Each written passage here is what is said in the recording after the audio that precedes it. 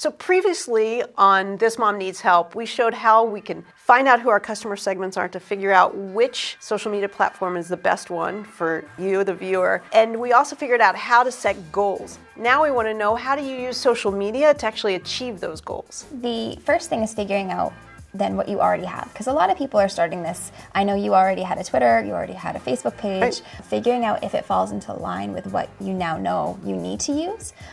If it doesn't, you can definitely still keep the programs themselves or the platforms themselves, but I recommend updating all the photos, because likely if you made the Facebook page several years ago, your photos may be a little bit granular. You may have a better high quality version or image that you want to use. Additionally, I recommend keeping it cohesive across all the platforms. So staying on brand. So if you're using a logo for your Facebook profile picture, use that for your Instagram picture. Use that for your LinkedIn page.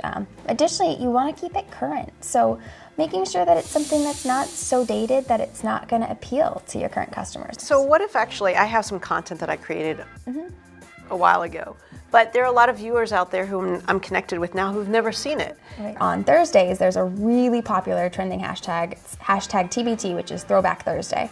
And Fridays, they have a Flashback Friday. And so same thing, you can kind of take advantage of those 2 days to really show some of that older content and try to put newer content on some of the other days. But basically, it's just going to be starting to build that pattern for yourself. And one of the things I recommend, if you do have a personal account that you use pretty regularly, I think once you post that first post, share it to your personal page and say, hey, friends and family, here's my recent project, would love your support. Right. Let me know what you think and please give this page a follow.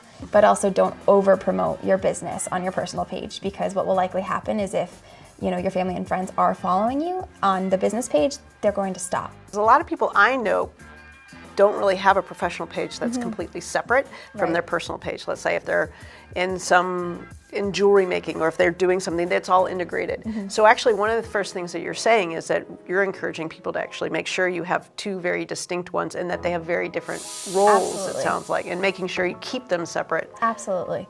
I can't tell you how many times I've heard someone say, I had to stop following this because they were posting too much, or they're my friend and it's their page and I was seeing duplicate of every single link they posted and it's all that was showing on my newsfeed. And I've even had friends reach out and just say, how do I hide things? With social media, I look at it that as you don't just lose that one person, you lose everyone that they're connected with, because they might have shared something great that you posted. I think this is really kind of the first steps before you're actively posting, is really making sure that everything is streamlined, everything is accurate. And again, I think in that, put up a couple of posts, because number one, you'll feel better looking at the page because you'll see some content and it might give you more motivation to continue. Additionally, anyone who in the meantime, as you're starting, does happen to come across your page, there's content there. So now that you've learned some ways to achieve your social media goals, watch one of these This Mom Needs Help videos to learn how to use social media to promote you and your business better and faster.